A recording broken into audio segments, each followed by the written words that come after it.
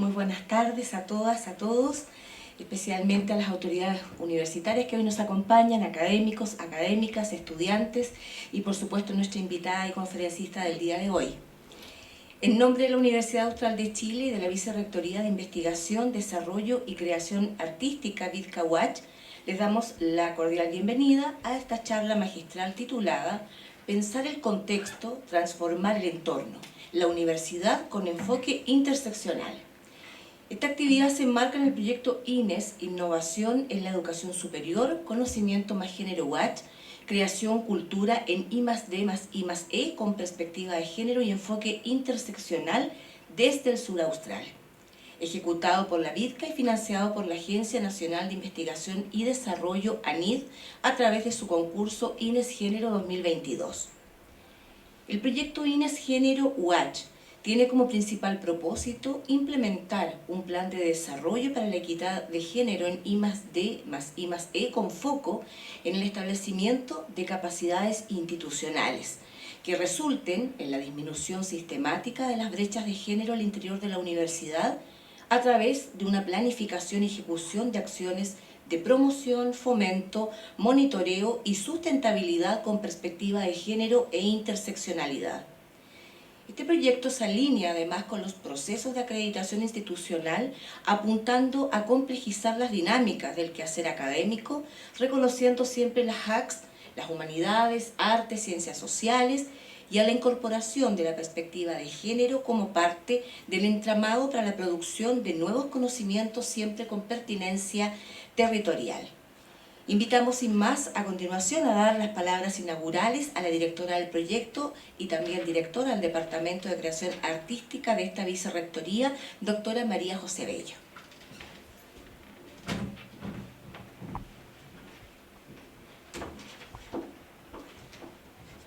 Muy buenas tardes a todas, a todos. Agradecer la presencia de Lorena aquí y su participación en diversas actividades entre ayer y hoy. Ayer por la tarde y hoy en la mañana se realizaron las jornadas sobre sesgos de género en la gestión institucional, dirigidas a cargos directivos y de toma de decisión de la Universidad Austral de Chile. Pensar el contexto, transformar el entorno, fue un espacio de abordaje de estrategias para la incorporación de la perspectiva de género en la gestión universitaria, apuntando así a la disminución de las brechas de género en la institución. Para ello se trabajó de manera colaborativa con quienes lideran la orgánica institucional, con la participación de 23 autoridades universitarias, por consiguiente con quienes tienen la posibilidad de tomar decisiones, teniendo como foco principal la planificación estratégica y los futuros procesos de acreditación. Y hoy nos convoca esta charla magistral que propone una reflexión profunda sobre cómo las instituciones de educación superior pueden abordar las múltiples formas de discriminación y desigualdad. Desde el enfoque interseccional se traza un recorrido que inicia con el reconocimiento de que las universidades son espacios generizados, atravesados por lógicas científicas y administrativas, basadas en una idea meritocrática de igualdad, y se desplaza hacia la necesidad de transformar sus estructuras desde una perspectiva de justicia social. A partir de diferentes experiencias e investigaciones, se plantean algunos de los retos que enfrentan las mujeres y los grupos minoritarios en la academia, con ejemplos como los sesgos en la gestión o en la producción científica y académica, o el trabajo invisible, academic housework. La charla invita a construir estrategias, repensar el poder, los marcos teóricos y simbólicos y a generar sinergias entre actores comprometidos para superar las políticas de buenas intenciones y avanzar hacia una igualdad sustantiva. Esperamos entonces que disfruten esta presentación y que pueda abrirse al final también un provechoso espacio de diálogo para preguntas y respuestas. Muchas gracias.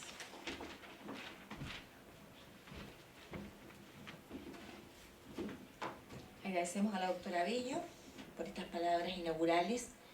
Presentamos ahora entonces a nuestra conferencista principal. Como ya ven, acá está con nosotros Lorena Pajares Sánchez, quien es licenciada en Derecho, magíster en Investigación Participativa y Desarrollo Local y máster en Antropología Social, Cultural, Migración y Salud. Lorena posee más de 20 años de experiencia profesional especializada, primero en asilo y refugio. Comenzó a trabajar en el tercer sector en 2001. Desde 2003, tras realizar un posgrado en Relaciones de Género y Desarrollo en la Universidad Complutense de Madrid, trabaja de manera especializada en temas relacionados con el género y la intersección con otros ámbitos de la vida como la participación política, cambio organizacional, desarrollo local y cooperación al desarrollo de políticas públicas. Migraciones, derechos sexuales y reproductivas o violencia de género también son temas de su interés.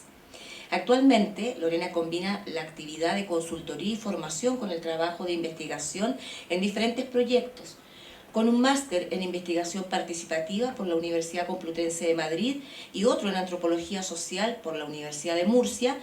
Complementa el bagaje teórico con la experiencia y práctica en numerosas instituciones públicas y privadas y en diferentes países y redes de trabajo de Europa, Asia, África y América Latina, comprometida así con la transformación social desde una mirada feminista. Un gusto tenerla presente, Lorena. Muchas gracias y adelante con su exposición. Muchísimas gracias. Bueno, buenas tardes a todo el mundo. Gracias por estar aquí en este espacio tan familiar. Como somos poquitas personas, pues yo creo que si cualquiera quiere intervenir, preguntar, pues creo que es así más cómodo, ¿no?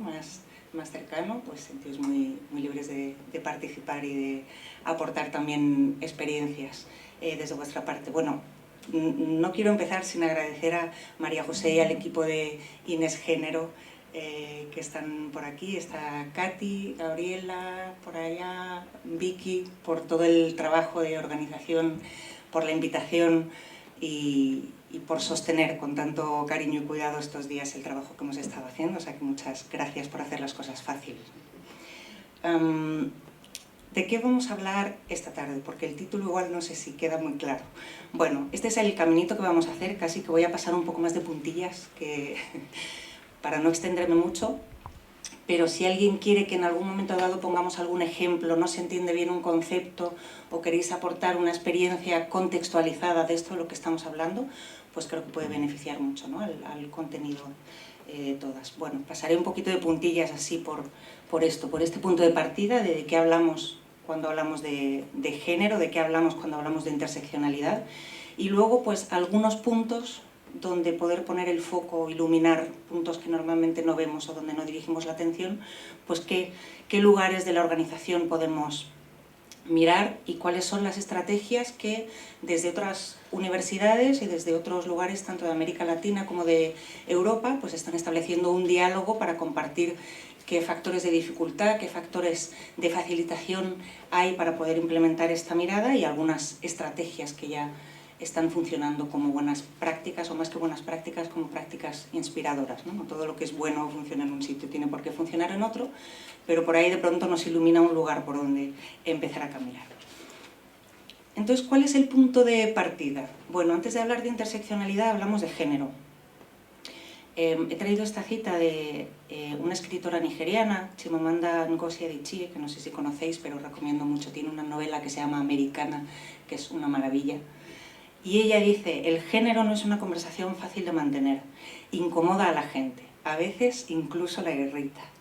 Tanto hombres como mujeres se resisten a hablar de género o se apresuran a descartar los problemas de género, porque pensar en cambiar el statu quo siempre resulta incómodo.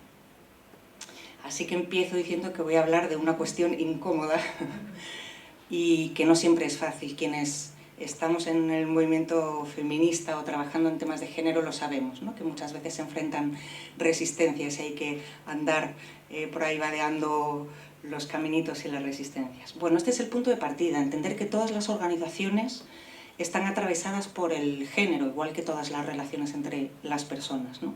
Y hay varios conceptos que la teoría feminista nos ofrece para poder entender cómo se traduce esto en el quehacer de las organizaciones, ¿no? Hay una investigadora, Joan Acker, que ya al principio de los años 90, ella utilizó este concepto de la organización generizada. ¿Qué significa esto? Bueno, pues significa simplemente que las desigualdades persisten en las organizaciones porque las organizaciones están atravesadas por desigualdades y estas desigualdades se traducen en normas informales, en maneras de relación, en los diálogos, en cómo hablamos con unas, con otros. y al final lo que nos permite es poner atención en todos estos lugares, desde los lugares más formales y las políticas a los lugares más informales, ¿no? Cómo hablamos, cómo nos relacionamos, cómo son nuestras reuniones de trabajo, cómo son las dinámicas entre unas y otros desde los distintos lugares. Y hay dos conceptos que están vinculados a este de la organización generizada, que sirven para entenderlo bien, ¿no? Uno, el de los regímenes de género. El concepto de régimen de género explica que ninguna organización es neutra en términos de género, ¿no? Todas, ni las universidades son neutras, ¿no? Están atravesadas por estas normas, estas prácticas y estas lógicas, y ahora después vamos a hablar de cuáles son las lógicas para ir aterrizando un poco todos estos conceptos tan abstractos, ¿no? Que reproducen las desigualdades. Cualquier organización tiene unos regímenes de comportamiento o de funcionamiento y unos el régimen de género. Y luego hay otro concepto de los muchos que ofrece la teoría de género para entender cómo funciona esto de la organización generalizada, que es este de los no eventos. Habla de él, si queréis buscar, una investigadora que se llama Lisa Husu, y ella explica muy bien esto, ¿no? Que esto de los no eventos son todas esas situaciones de discriminación que no se ven o de las que no se hablan, las cosas que no ocurren. Esta mañana, cuando hablábamos con la gente del equipo rectoral y del equipo de dirección, nos preguntábamos en las reuniones, no solamente hay que mirar quién está en la reunión, quién habla más, quién decide la agenda, sino que hay que preguntarse quién no está en esta reunión. ¿Cuáles son las oportunidades que no se dan en esta universidad? ¿Cuáles son las cosas de las que no se hablan? ¿Qué es lo que no se agenda? ¿Qué es lo que no ocurre? Y esos son los no eventos. ¿Cuál es el problema de los no eventos? Pues que no se registran, no se computan y por tanto no se pueden denunciar o no forman parte de los diagnósticos que hacemos en las organizaciones, ¿no? Por eso es un concepto tan potente que nos sirve para poner luz no solamente en esto que hay, que muchas veces decimos, bueno, ¿cómo está el género? Pues tenemos tantas mujeres, tantos hombres, aquí hay 2 decanas de 10 o hay 2 vicerrectoras de 8 y no se incluye nunca en los diagnósticos cuáles son las oportunidades que no se dan, quiénes están faltando, ¿no? Lo que no se ve y lo que no ocurre. Y suele estar muy mediado por relaciones de poder y relaciones de género, ¿no? Pero claro, pensar la universidad no solamente es pensarla como un lugar de trabajo. La universidad también es un lugar de pensamiento y un lugar de generación de conocimiento. Entonces hay otros conceptos de la teoría feminista que también nos ayudan a pensar este entorno específico, ¿no? de la universidad. Bueno, aquí la Diana Racznovich nos da una viñeta buenísima, ¿no? De la pensadora y cómo no se tiene en cuenta. Por ejemplo, como no evento, ¿cuáles son las científicas que no se citan en nuestras asignaturas? ¿No? ¿Cuáles son las pensadoras que no estudiamos en nuestras asignaturas? ¿No? ¿Y qué ocurre si ponemos en Google, por ejemplo, yo lo puse en inglés por esto del lenguaje neutro, no poner científica importante, sino poner important scientist? Pues que Google te da esta foto, que básicamente es un señor despeinado, con pinta de medio loco, ¿no? Un científico que sabe mucho, y por ahí de pronto no hay prácticamente ninguna mujer. Está Rosalind Franklin ahí, porque bueno, pues ya estaría bien que no apareciera, pero... O luego de pronto está como las 10 mujeres, ¿no? En un compendio, y entonces ahí hay una foto como las 10 mujeres científicas, como si solamente hubiera esas en la historia de la ciencia, ¿no? Entonces aparecemos o en el compendio, ahí que nos aunan, como que no tenemos entidad para tener un espacio propio, o no estamos, una de dos, ¿no? Bueno, esto forma parte de los no eventos también. Bueno, está la cita de la CONICYT, de una de las barreras que se observa es el sexismo presente en el sistema educativo chileno, donde una visión tradicional de la ciencia tiende a asociarla más al mundo de lo masculino, o lo que se ha llamado visión androcéntrica de la ciencia. Esto mismo se vuelve a recoger de nuevo en la Política Nacional de Género de ahora del 2024, vuelve a recoger el sesgo androcéntrico como una barrera, o sea que persiste aquí en Chile y en el resto del contexto académico a nivel mundial. Y en este contexto, donde ya causa un poquito menos de revuelo hablar de género, hemos entendido que las universidades son organizaciones generizadas, donde hay relaciones de poder, de pronto tenemos que hablar de este nuevo concepto, ¿no?, de la interseccionalidad. ¿Por qué interseccionalidad, no? Bueno, es muy potente. Igual que la teoría feminista, la interseccionalidad es al mismo tiempo una herramienta teórica y una metodología crítica, igual que la teoría de género. ¿Por qué tenemos que hablar de interseccionalidad? Bueno, en primer lugar porque necesitamos conocer y reconocer en toda su extensión, en toda su diversidad, las experiencias de todas las personas dentro de una organización. Y como las mujeres tienden a ponernos así en pack de 10, o a no ponernos, o a pensar que somos todas iguales, cuando se habla de la mujer en la ciencia, como si solo hubiera una, pues hay que empezar a desbrozar esto y mirar desde otros lugares y ver, bueno, pues como el dibujito, ¿no? Lo ve que hay un montón de condiciones sociales y de estructuras sociales que se juntan y que crean perfiles únicos o identidades únicas de discriminación, no solamente basadas en el género. Necesitamos poder reconocer, poder mirar a esos lugares, y la interseccionalidad nos ofrece las herramientas para poder hacer eso. Solo así vamos a poder diseñar políticas más inclusivas y más equitativas en nuestras organizaciones y abordar estas múltiples formas de discriminación simultáneamente, ¿no? No todas las mujeres son iguales, ni es lo mismo ser una mujer mapuche de una zona rural que un hombre blanco de clase media de capital, o que un hombre de pueblos originarios homosexual. Hay muchos distintos lugares de privilegio y lugares de discriminación. La primera vez que se utilizó este concepto de interseccionalidad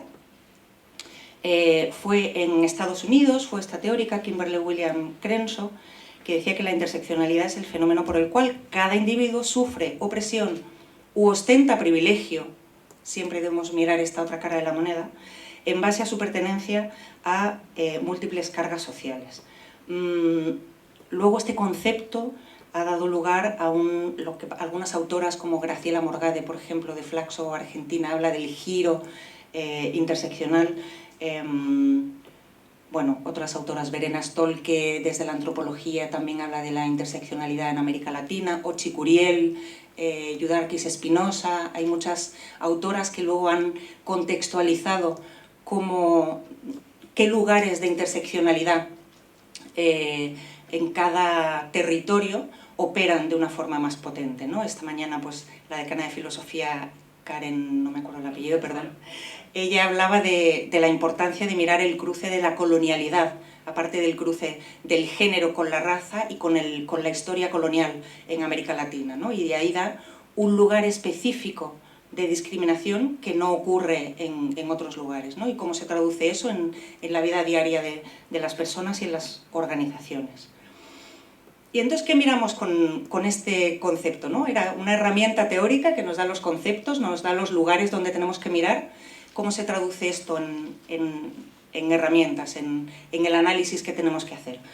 Bueno, pues por suerte ya hay en Chile una política nacional de género que reconoce o nos dice algunos lugares donde podemos mirar nudos estructurales de desigualdad, y en concreto indica, por un lado, los patrones patriarcales y la cultura del privilegio, que la verdad me parece buenísimo que la política nacional hable de privilegios, porque no es nada común, yo creo, en países donde hay leyes de ciencia, y en España recientemente hubo una modificación, una actualización de la ley, pero no se habla de privilegio, ¿no? Aquí es una cosa que tenemos que aprender, una buena práctica.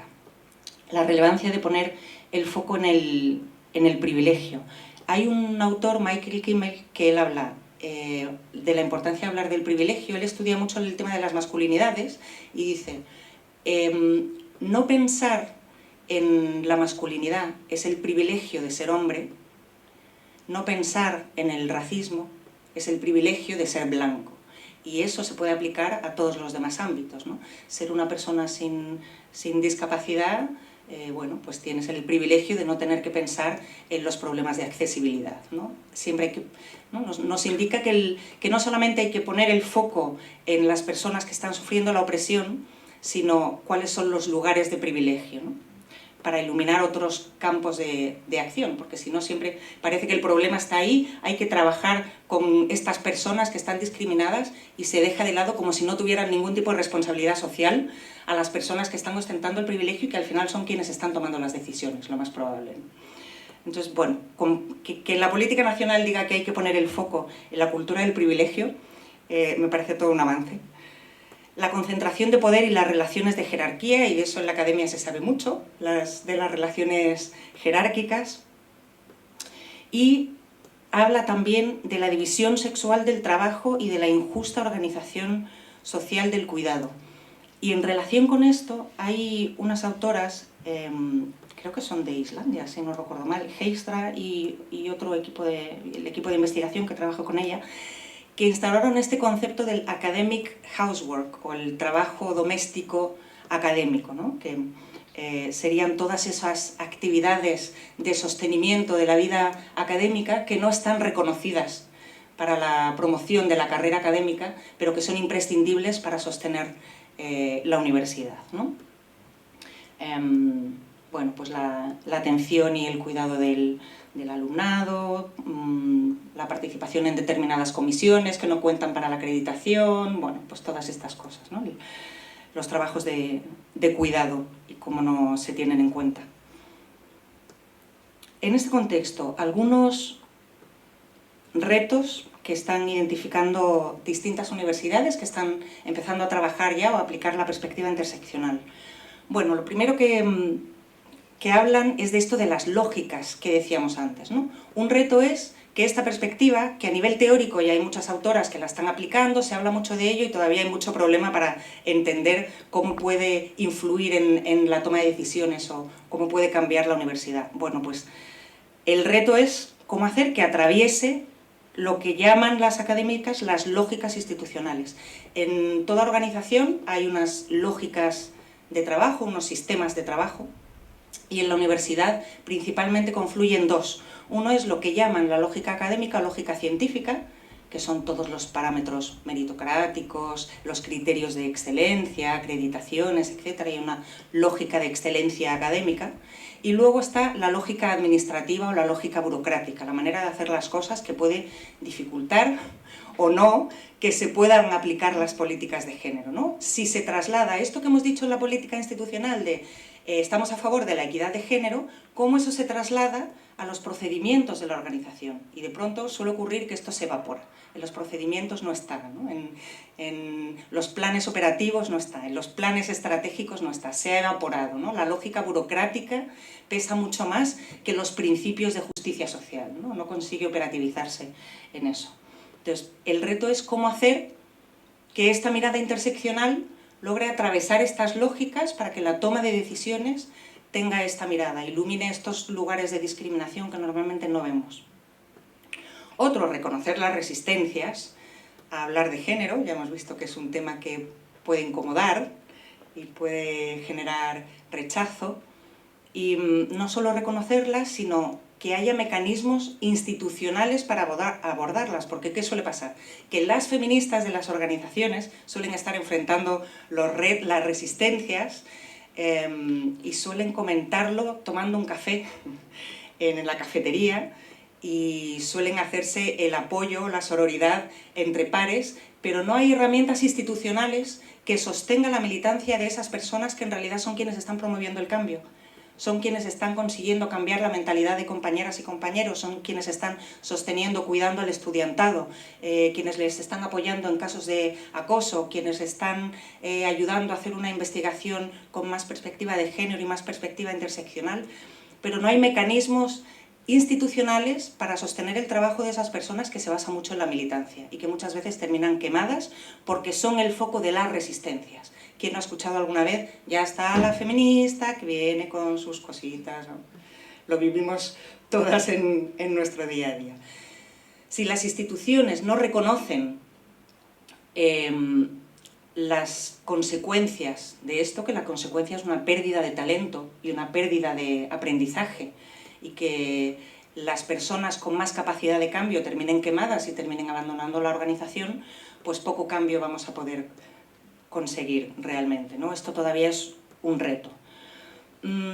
la relevancia de los datos, tener fuentes de información que sean fiables y que nos permitan ver toda esta diversidad. No tenemos datos suficientes. Si ya cuesta que los datos simplemente estén desagregados por sexo, sin más, y que no nos den un agrupado así genérico, que estén desagregados por más allá de una cuestión sexogenérica y no solamente a nivel binario, sino en toda su amplitud, y que recoja otro tipo de datos como la clase social, como si perteneces a algún pueblo originario o no, o otro tipo de barreras que puedas enfrentar, ¿no? Temas raciales, temas de orientación sexual. Si no tenemos datos, no podemos conocer la realidad de nuestra organización. ¿Qué ocurre? Que muchas veces la falta de datos es la excusa para no hacer nada, ¿no? En España nos pasa porque no podemos preguntar datos sobre etnicidad, porque históricamente se ha perseguido al pueblo gitano y entonces se prohibió a nivel constitucional que podamos recabar datos sobre etnicidad. Entonces la excusa, claro, no tenemos datos de cuál es la realidad del pueblo gitano en nuestras universidades, si hay estudiantes o no hay estudiantes. Entonces la excusa es que por Constitución no podemos preguntar esto. Bueno, por Constitución no puedes tener un registro de población gitana, pero sí puedes preguntar a la gente. Hay otras maneras de recabar datos, ¿no? Y de hacer una foto de la institución. Entonces, todavía sigue siendo un reto tener datos a nivel interseccional que nos permitan de pronto entender que puede haber un lugar específico, un perfil específico de vulnerabilidad que no nos estamos dando cuenta. Y luego que los datos no caigan en sesgos. Mucha gente dice, bueno, es que un dato es un dato. Pues tienes la foto y ahí están los datos, ¿qué sesgo puede haber? Pues el sesgo viene previamente. ¿Qué decidimos preguntar? ¿Y qué no preguntamos? Esto es de nuevo lo de los no eventos. ¿Qué no estamos preguntando? Por ejemplo, las encuestas nacionales sobre natalidad se basan en el número de hijos que han tenido las mujeres. ¿Por qué nunca se preguntan a los hombres cuántos hijos has tenido? Porque sería un dato interesante para conocer las relaciones de género en un país. ¿Vale? Que yo necesito conocer el número de hijos por mujer y tener una tasa de natalidad. No es neutro tampoco saber las tasas de natalidad, cómo varían en el tiempo. Influyen muchas cosas, ¿no? La situación de los derechos sexuales y reproductivos, los datos no son neutros. Pero tenemos falta de datos de muchas cosas que nos permitirían poner el foco en lugares que normalmente no vemos. ¿Cuántos hijos tienen los hombres? ¿Y de cuántos se hacen cargo? Sería la siguiente pregunta. Bueno, pues ahí están los sesgos de género en los datos también. ¿Qué decidimos preguntar? ¿Qué datos decidimos usar? Y luego abordar temas especialmente sensibles como el tema de las violencias de género o el tema del acoso sexual y sexista, aunque aquí, ¿no? Con todo el estallido y con los encierros y demás, sí que se logró poner encima de la mesa. Gracias a eso en otros lugares del mundo nos llegó esta ola feminista y gracias a eso pudimos abrir el debate en otros lugares del mundo, gracias a esto que se inició aquí, pero todavía sigue habiendo un reto para institucionalizar, porque una cosa es abrir el debate y conseguir tener un protocolo o una política, y otra es conseguir que se institucionalice y que realmente haya un buen abordaje de los casos de acoso, ¿no? Que se estén solucionando bien, que se tengan en cuenta factores de interseccionalidad. Por ejemplo, los estereotipos que pesan sobre mujeres racializadas con el tema de la sexualidad y cómo las puede hacer especialmente vulnerables a temas de acoso, y también que enfrenten especiales barreras a la hora de denunciar, ¿no? Y luego pasar de la teoría a la práctica, cómo hacemos esto y sobre todo cómo lo hacemos de manera sostenible. De todos esos retos, bueno, nos podemos detener en un montón de ejemplos, pero creo que hablando de universidades es importante detenerse en el ámbito de la meritocracia y la excelencia, este tema de la lógica académica o la lógica científica, ¿no? La meritocracia sería este sistema que dicta que las posiciones más altas se asignan en función de los méritos, y lo que ocurre es que todo el mundo asume que esto es un sistema neutro. Esto se basa en méritos iguales y no tiene en cuenta el contexto, no tiene en cuenta que cada persona venimos de un lugar diferente y que hemos tenido diferentes barreras para llegar a la academia. Y todos los distintos escalones que a mí me han faltado en mi escalera para llegar a aplicar a este lugar o a este puesto, no se tienen en cuenta y pensamos que el mérito es igual. El mérito no es igual. El mérito tiene muchísimos sesgos de género y de otras cuestiones que están interseccionando con el género y de otros lugares de dominación y de discriminación. Tiene que ver con la clase social, tiene que ver con si eres de ámbito rural o no, si tienes una familia que previamente ha estudiado en la universidad o no, tiene que ver con muchos otros factores, ¿no? La meritocracia no es un sistema neutro. Pero en las universidades se nos sigue diciendo no, la lógica académica o la lógica científica es completamente neutra, igual mérito, igual posibilidad, ¿no? Hay dos autoras que a mí me gustan mucho, Sara Clavero e Yvonne Galligan, que han estudiado mucho, han trabajado mucho sobre este tema de la lógica académica y hablan de que como el mérito sigue estando en la base de muchas de las resistencias al cambio en las universidades, ¿no? Igual con el sistema de excelencia, con el sistema de acreditación, ¿no? Aunque ahora ya va cambiando y se van introduciendo criterios de género en los sistemas de acreditación universitaria, todavía se sigue considerando determinados patrones que tienen muchísimo sesgo, ¿no? El que yo tenga muchísimas publicaciones o no. Bueno, es que si yo tengo que hacerme cargo de mis criaturas al salir de trabajar, dedico mucho más tiempo al trabajo académico de cuidados, al trabajo doméstico de cuidados en la academia, a la atención de estudiantes, a todo eso que no computa para la acreditación, bueno, pues el baremo ahí es diferente, ¿no? La excelencia universitaria no es igual, no se mide igual. Y el reto de pasarlo de la teoría a la práctica. Me gusta esta cita de Bell Hooks, porque ella dice o sueña un poco, ¿no? Debe existir un paradigma, un modelo práctico para el cambio social que incluya una comprensión de las formas de transformar la conciencia que esté vinculada a los esfuerzos para transformar las estructuras. Y nos está diciendo cómo hay que trabajar desde los dos lugares. No se puede transformar la conciencia sin transformar las estructuras, pero probablemente no vamos a conseguir transformar la estructura si no hacemos a la vez un trabajo para transformar las conciencias. Bueno, debe existir este paradigma. ¿Cómo lo hacemos? ¿Cómo lo pasamos a la práctica? En esto es en lo que estamos en el día a día, ¿no? Proponiendo cosas, fallando mucho, pero funcionando en otras, ¿no? Y bueno, al final reconocer estos lugares de intersección y estas herramientas que nos da la interseccionalidad, pues sería solo como el primer paso. Al final la idea es transformar el statu quo, ¿no? Como decía Chimamanda en la cita inicial. Al final la estrategia, lo hablábamos incluso ayer con el rector en la jornada de capacitación, decía, bueno, es que hay que cambiar las reglas del juego. Pues efectivamente, la principal estrategia sería, si queremos transformar el entorno, pues transformemos las reglas de este juego en el que estamos. He traído este vídeo que me gusta, está en inglés y no lo encontré con subtítulos, entonces disculpas, pero bueno, yo creo que se entiende bastante bien, si no lo comentamos luego.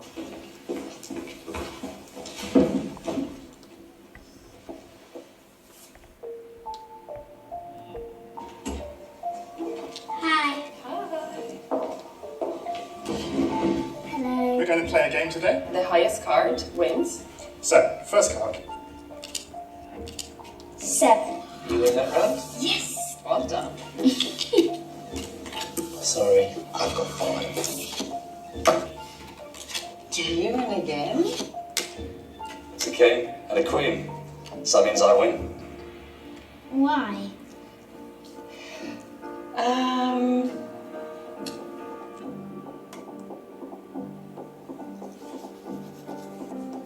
Because they're the rules. I don't really get that. A king outranks the queen. So girls are never better than boys? No. Obviously, not in real life. Just because they're different gender doesn't mean that the king should win. You do got a point there. I totally agree with you. I think we should change it. I think the queen should win. Okay. Should we play again?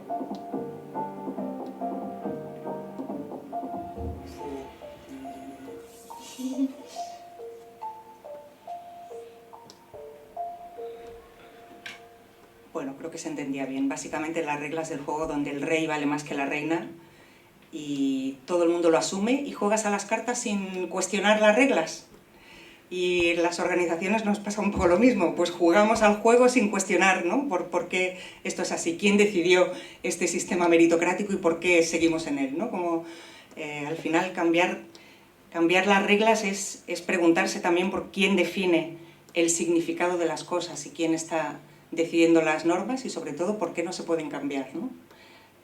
Bueno, probablemente porque no tenemos acceso a la toma de decisiones. Uy. No, otra vez no lo quiero, gracias. Bueno, entonces, algunas estrategias para cambiar estas reglas. Lo que nos están diciendo desde distintas instituciones que están trabajando en ello es que lo que funciona es trabajar simultáneamente en estos tres ámbitos. Por un lado, poner el foco en los marcos. Serían los marcos teóricos, los marcos políticos y los marcos simbólicos. ¿Qué significa esto? Los marcos son los conceptos, los lugares que nos permiten pensar la realidad, que nos la explican, ¿no? Las personas no somos como folios en blanco, tenemos un montón de creencias, un montón de estereotipos, un montón de experiencias, y nuestras experiencias van a mediar en la interpretación que hacemos de la realidad que tenemos delante, ¿no? Si no ofrecemos a las personas nuevos marcos de análisis, nuevos conceptos, ¿no? Pues esta mañana, por ejemplo, una persona simplemente se llevó y dijo: yo me voy con este nuevo concepto de ceguera de género. De pronto encontró un nuevo marco que le iluminó poder entender una realidad y darse cuenta de que su gestión estaba siendo ciega a un aspecto muy relevante que es el género. De pronto tuvo un marco teórico para poder analizar su contexto y compartirlo con su equipo de trabajo. Bueno, pues tenemos que generar estos marcos, ayudarnos entre todas a entender mejor nuestros distintos lugares de opresión, de discriminación y nuestros distintos lugares de privilegio también, ¿no? Y luego una cosa importante que nos permiten los marcos es trasladar el foco. Esto de nosotras no somos el problema, ¿no? Una trayectoria interesante en los marcos de análisis del tema de género en las universidades es que al principio, cuando se empezó a hablar de que no había mirada de género, que las mujeres no podían acceder a la toma de decisiones en las universidades, etc., se habló, o había un enfoque que en inglés lo llamaban el fix women, o el arreglar a las mujeres, que es pues hay que dar formación a las mujeres en liderazgo, hay que hacer redes de mentoría para las mujeres, hay que apoyarlas para que puedan tener capacidades para la toma de decisiones, como que el problema era nuestro. No sabíamos ser líderes, ¿no? No sabíamos tomar decisiones, nos tenían que enseñar a hacer todas esas cosas como si hubiera que arreglarnos, ¿no? Lo de poner el foco en el oprimido para poner la responsabilidad de salir del lugar de opresión por sí mismas, ¿no? Como si fuera su responsabilidad, invisibilizando este otro lugar de privilegio, este otro lugar de la otra cara de la moneda, ¿no? De ahí se pasó del fix women o arreglar a las mujeres, se pasó al arreglar las organizaciones, un nuevo marco que era el Fix Organization. Entonces ahí ya se empezó a hablar de las estructuras y de las lógicas que atraviesan las organizaciones, de las cosas que no se hacen, de las relaciones de poder de las organizaciones, y que hay que cambiar la estructura organizacional y no solamente esto de arreglar a las mujeres, ¿no? Un tercer paso, un tercer marco teórico que se ha elaborado es pasar de arreglar a las mujeres a arreglar las organizaciones, y ahora se habla de fix knowledge o arreglar el conocimiento. Entra en cuestiones mucho más epistémicas, quién tiene capacidad de generar conocimiento y qué conocimiento se considera válido, ¿no? Conocimientos que no sean solo el generado por estas personas que están aquí arribita en la academia, sino otro tipo de conocimiento y de experiencias, ¿no? El conocimiento experiencial, o el conocimiento de los grupos de abajo, ¿no? De grupos minoritarios, y cómo debemos aprender de las opresiones a través de ese tipo de conocimiento que es de quienes las están viviendo, ¿no?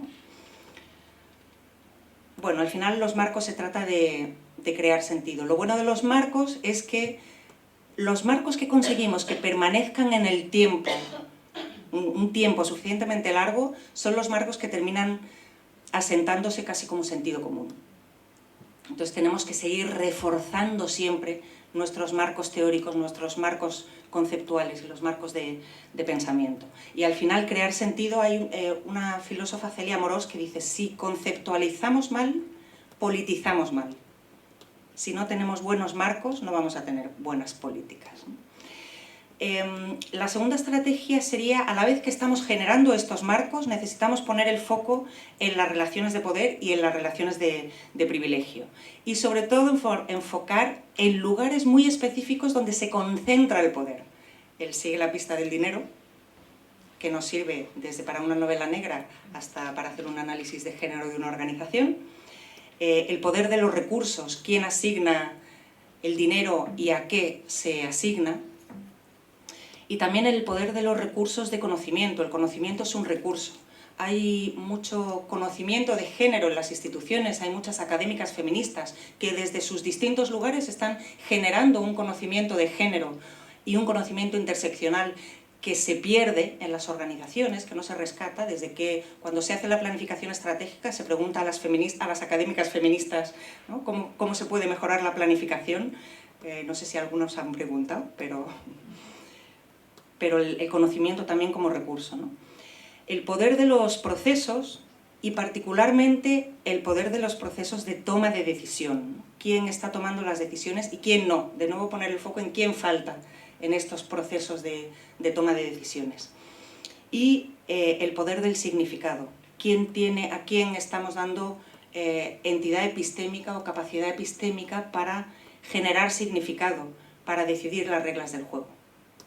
¿Quién decide que el rey vale más que la reina, ¿no? Y quién tiene capacidad de transformar ese significado. Bueno, es una cuestión, otro de estos conceptos que nos da el pensamiento teórico feminista, que es el de justicia epistémica, ¿no?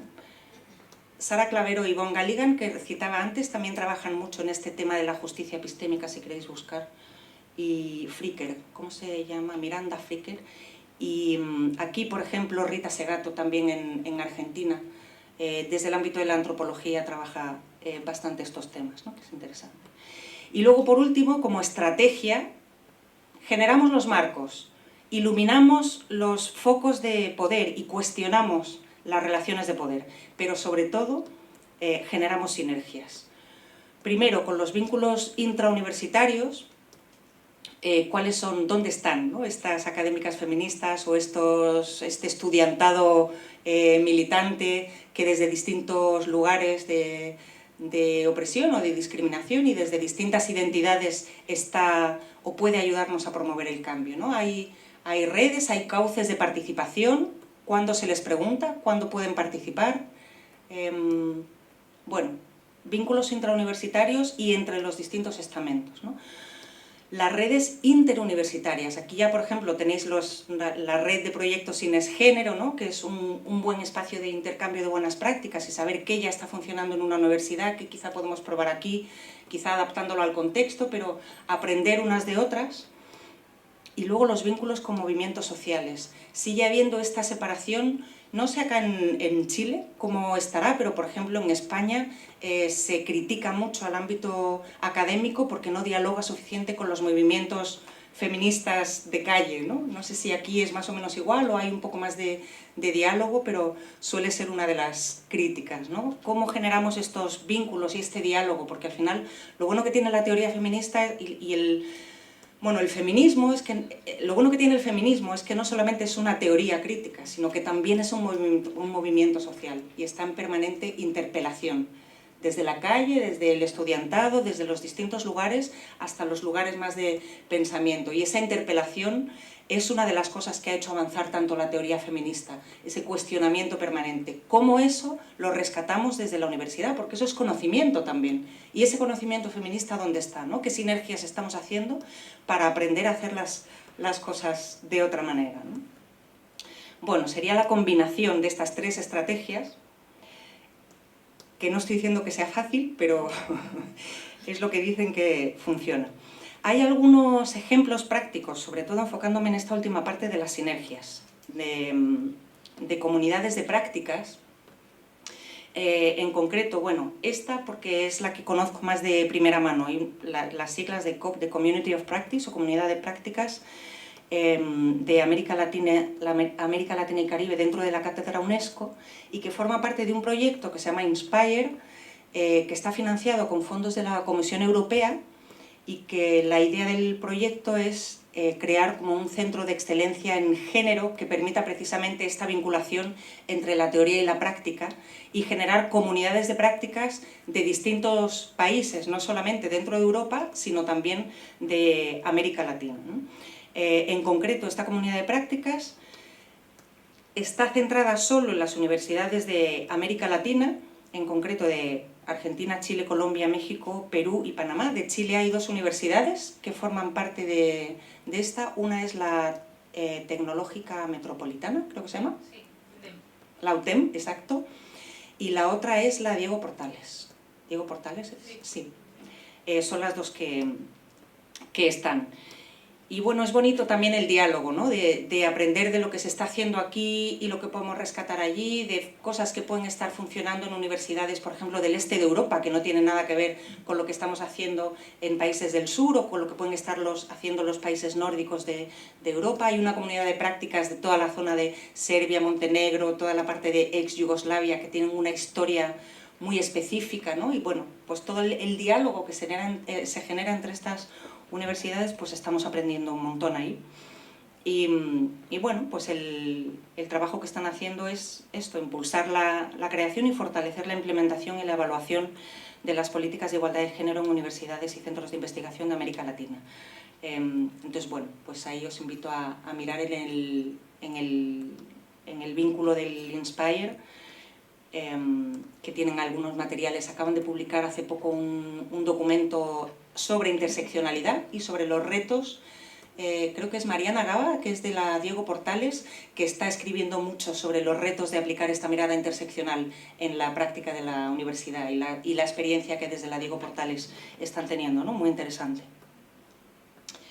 Y bueno, para terminar, y para, sí, así como cierre, algunas lecciones aprendidas que nos llegan de distintas universidades.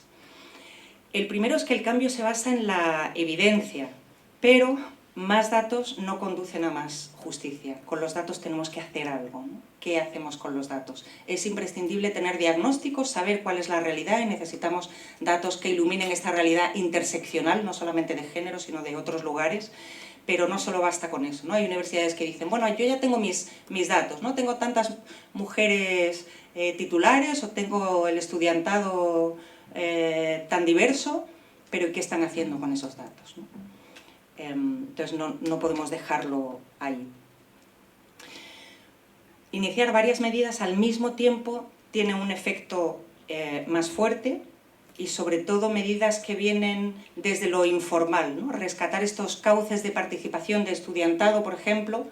Y bueno, un ejemplo es la experiencia aquí del movimiento estudiantil y luego conseguir las políticas contra el acoso sexual, ¿no? Y cómo iniciar desde distintos lugares y distintas acciones, pues tiene más impacto. El cambio requiere transparencia, seguimiento y evaluación. Si no podemos evaluar las acciones que estamos implementando, no podemos mejorar. El cambio no se produce de forma automática, no por tener una política, y lo saben en muchas universidades, ¿no? Ya tenemos política de género, bueno. Pues no se produce de forma automática. Y no solo eso, muchas veces puede haber retroceso, ¿no? El cambio nunca es un camino lineal. Y luego una lección aprendida es que las victorias tienden a ser más pequeñas que grandes. Hay una académica que está en Edimburgo, se llama Fiona Mackay, y ella habla de su experiencia en un cargo de gestión y de toma de decisiones en la Universidad de Edimburgo desde un liderazgo feminista. Y lo que le suponía tener un liderazgo feminista con equipos acostumbrados a liderazgos masculinos y liderazgos muy masculinizados, ¿no? Y cuáles fueron sus aprendizajes y cómo al final ella utilizaba mucho esta expresión de las small wins o las pequeñas victorias, y cómo tenemos que ir celebrando cada pequeña victoria, porque las grandes nos van a costar un poquito más, pero tenemos que celebrar, porque si no se nos va a hacer el camino un poquito más difícil. Así que celebremos cualquier pequeña victoria. Tenemos mucha tendencia a flagelarnos las feministas porque nunca es suficiente. y lo sabemos, ¿no? No siempre la política nunca llega suficientemente lejos, nunca se utilizan los marcos realmente buenos, de pronto no se habla de feminismo y tenemos que quedarnos en género porque ya incomoda un poquito menos, no se habla suficientemente bien de diversidades o de disidencias, y nunca estamos como contentas, ¿no? Bueno, tenemos que empezar a celebrar las pequeñas victorias y agarrarnos a eso, sobre todo en los tiempos que se vienen, que no hay muy buena prospección, así que bueno, tenemos que agarrarnos a esto. Y frente a las exclusiones epistémicas, pues empoderamiento de pares y redes informales, ¿no? Y de eso hay mucho que aprender del movimiento feminista, ¿no? De cómo organizarse y cómo autogestionarse y cómo establecer redes de cuidado, porque las resistencias van a pesar mucho a nivel emocional, no solamente a nivel de no lograr cambiar la lógica académica, sino del peso emocional que supone para las personas, y al final las organizaciones las cambian las personas, ¿no? Entonces, bueno, cuidémonos. El cambio no es una actividad en solitario. Y luego entender también que la resistencia forma parte del cambio, y esta filosofía de la sospecha que hablábamos también esta mañana en la capacitación. Si no hay resistencia, igual sospechemos que no estamos rascando como en el lugar, ¿no? De que incomoda. Igual no estamos alcanzando tanto, no vamos a lograr alcanzar tanto cambio. Entonces, bueno, ¿cómo desplegar estrategias para conseguir abrazar la resistencia con estrategias amables, ¿no? Y igual no enfocarnos solo en intentar cambiar a esos focos más resistentes, sino que en las organizaciones hay todo un abanico. Igual aquí hay personas muy resistentes y aquí están las personas muy convencidas, y entre medias hay todo un abanico, y tendemos a ir a donde está la resistencia y a explicar a este foco que no, que claro que es necesario el género, porque todo esto, y porque mira todos los datos que tengo, y porque mira todos estos estudios, e intentar convencer y cambiar, y por ahí nos estamos cansando emocionalmente muchísimo, y no estamos consiguiendo prácticamente nada. Cuando tenemos todo un elenco entre medias de gente que igual no es tan resistente y simplemente no lo pensó, y de pronto le damos un nuevo marco, y dicen, ah, nunca lo había visto desde ese lugar, pues lo voy a comentar con mi equipo de trabajo. Y te enfocas en esa gente que está en el lugar intermedio y que normalmente tiene unas redes de trabajo estables, tiene distintos lugares de influencia en la organización, distintos lugares de toma de decisión, distintas redes fuera de la universidad, distintos aprendizajes, y por ahí vas haciendo red y dejas a los otros de lado y ya dejas de pelearte tanto, y al final terminan quedando en un lugar mucho más aislado.